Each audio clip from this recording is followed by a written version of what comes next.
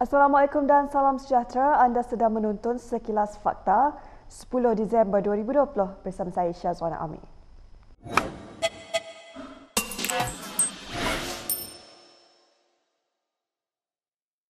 Dewan Rakyat meluluskan usul untuk memotong 45 juta ringgit daripada peruntukan berjumlah 85.5 juta ringgit buat Jabatan Komunikasi Komuniti atau JKOM.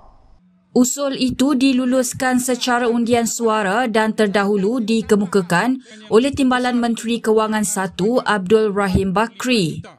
Saya ingin menarik perhatian ahli-ahli yang berhormat sekalian. Penolakan usul ini akan menyebabkan jumlah yang diluluskan kembali kepada jumlah yang asal, iaitu 85.5 juta ringgit Malaysia. Oleh sebab itu, sokongan ahli-ahli yang berhormat adalah sangat penting bagi membolehkan penubuhan JKOM dengan perbelanjaan yang cukup kos efektif sebanyak 40.5 juta. Penggulungan peringkat jawatan kuasa Kementerian Komunikasi dan Multimedia hari ini sedikit panas apabila ahli Parlimen Segambut Hanayo mempersoalkan pertindihan tugas agensi kerajaan dengan JKOM. Dan tadi Menteri ada mengatakan bahawa KKMM perlu membantu Menteri KPWKM untuk promote produk mereka dan perkhidmatan mereka. I can tell you, no repackaging can help a bad content. Thank you. Tuan Pengerusi, ini yang bercakap ni bekas Timbalan Menteri. Patutlah kerajaan tu tak lama. Siapa yang khianat? Siapa yang khianat? Malulah sikit. Sementara itu, RUU Perbekalan 2021 peringkat jawatan kuasa untuk Kementerian Komunikasi dan Multimedia diluluskan secara undian belah bahagi. 107 ahli parlimen bersetuju, 100 lagi tidak setuju manakala 13 tidak hadir di Dewan Rakyat hari ini.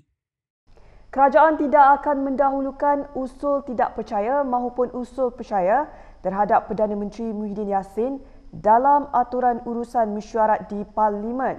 Perkara itu dinyatakan oleh Menteri di Jabatan Perdana Menteri Taqiyuddin Hassan di Dewan Rakyat hari ini. Memandangkan tidak ada langsung bentuk yang menggambarkan Yang Amat Berhormat Paguh hilang kepercayaan, kerajaan berpandangan bahawa usul-usul tidak percaya dan juga usul-usul percaya merupakan satu usul yang melibatkan sesuatu yang tertentu dan kepentingan orang ramai. Saya percaya Dewan menganggap itu bukanlah satu perkara yang perlu disegerakan. Oleh sebab itu, usul-usul ini akan kekal di dalam aturan urusan mesyuarat tertakluk kepada Standing Order 14 dan 15. Terima kasih. Untuk rekod, sebanyak 25 usul undi tidak percaya dan 2 undi percaya telah disenaraikan dalam aturan mesyuarat. Terdahulu, Taqiyuddin berkata, kerajaan terbuka jika ada mana-mana ahli parlimen yang mahu mengemukakan sokongan dalam apa-apa bentuk kepada mana-mana individu sebagai calon Perdana Menteri.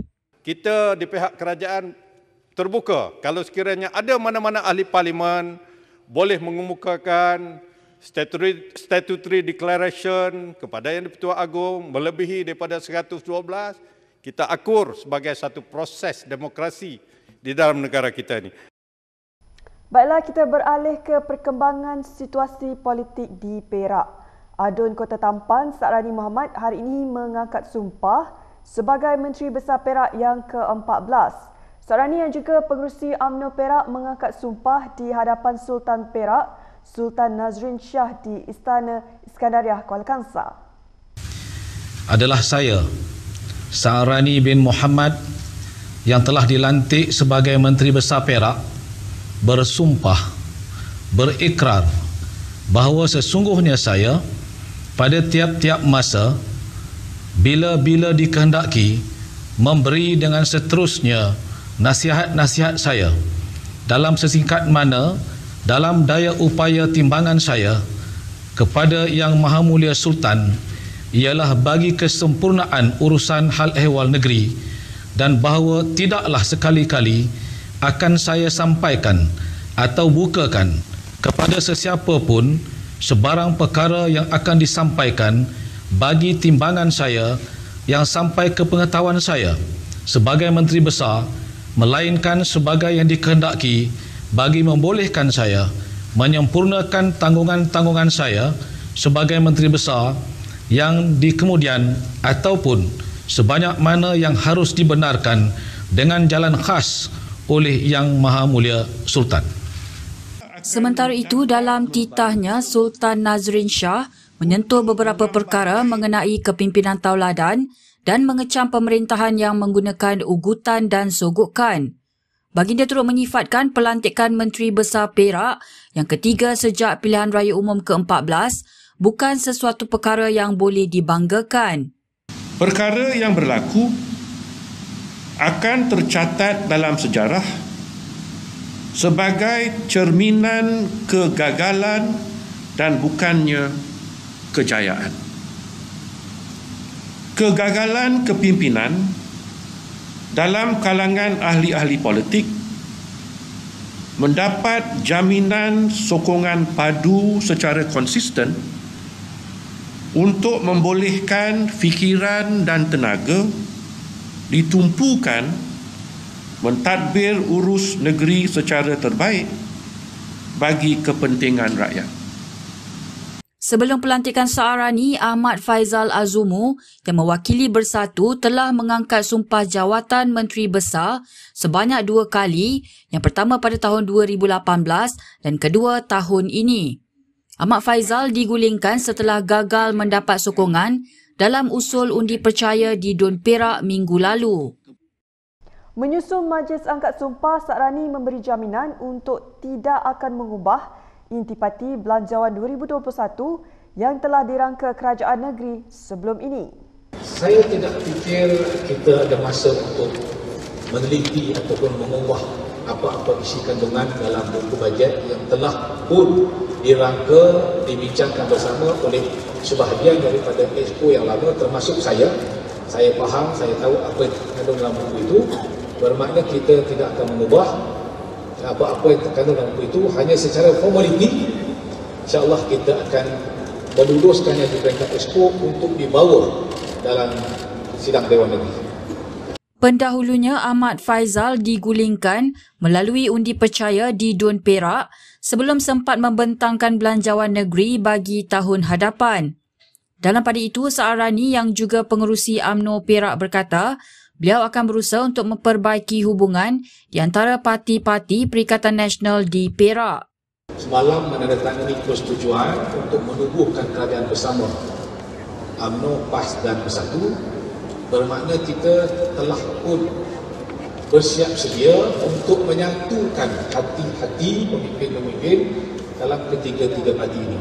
Sudah tentu selepas ini kita akan berusaha untuk mengubat luka jika ada, dan insyaAllah kita akan memperbaiki apa-apa kelemahan dalam hubungan di antara ketiga-tiga parti ini. Berikut perkembangan terbaru mengenai COVID-19 dan berita ini dibawakan oleh Blue Air. Kes COVID-19 di Malaysia hari ini merupakan kes tertinggi pernah direkodkan apabila 2,234 kes baharu dan 3 lagi kematian diumumkan hari ini. Daripada jumlah itu, 2,229 merupakan kes tempatan dan 5 lagi kes import. Selangor mencatatkan jumlah kes tertinggi dengan 1,428 kes, diikuti oleh Sabah 274 kes dan wilayah Persekutuan Kuala Lumpur 136 kes. Sebahagian besar kes di Selangor dikesan melalui kluster seruling yang membabitkan saringan tempat kerja dan kebanyakannya dikesan di daerah Kelang. Jumlah kes aktif dengan kebolehjangkitan COVID-19 di Malaysia setakat ini adalah sebanyak 11,867 kes. Sementara itu, Kementerian Kesihatan turut memaklumkan seramai 1,112 pesakit disahkan sembuh hari ini. Ini menjadikan jumlah keseluruhan kes sembuh adalah sebanyak 66,236 kes atau 84.4% daripada keseluruhan kes. 3 lagi kematian baru diumumkan hari ini menjadikan kes kematian mencecah 396 kes. Pendakwa selebriti Syed Shah Ikmal Syed Muhammad Syaiful dihadapkan dengan pertuduhan melakukan seks di luar tabi'i di Mahkamah Session Petaling Jaya hari ini. Dia juga dihadapkan dengan pertuduhan cabul di Mahkamah Magistrat Petaling Jaya. Syed Shah Iqmal atau dikenali sebagai Da'i Syed bagaimanapun mengaku tidak bersalah dan memohon dibicarakan sebaik pertuduhan dibacakan secara berasingan. Terdahulu tertuduh tiba di mahkamah kira-kira jam 10 pagi diiringi anggota polis dan sempat melemparkan senyuman kepada petugas media. Syed Shah Iqmal didakwa melakukan persetubuhan luar tabi'i terhadap seorang mangsa di rumah sewanya di Damansara Perdana pada 17 Oktober lalu. Dia juga didakwa mencabul kehormatan mangsa sama di tempat tarikh dan masa yang sama. Hakim dan Magistrat membenarkan tertuduh diikat jamin RM20,000 dan RM5,000 dengan seorang penjamin dan memerintahkan tertuduh melaporkan diri di Balai Polis Berhampiran pada setiap bulan. Mahkamah kemudian menetapkan 19 Februari depan untuk sebutan semula kes.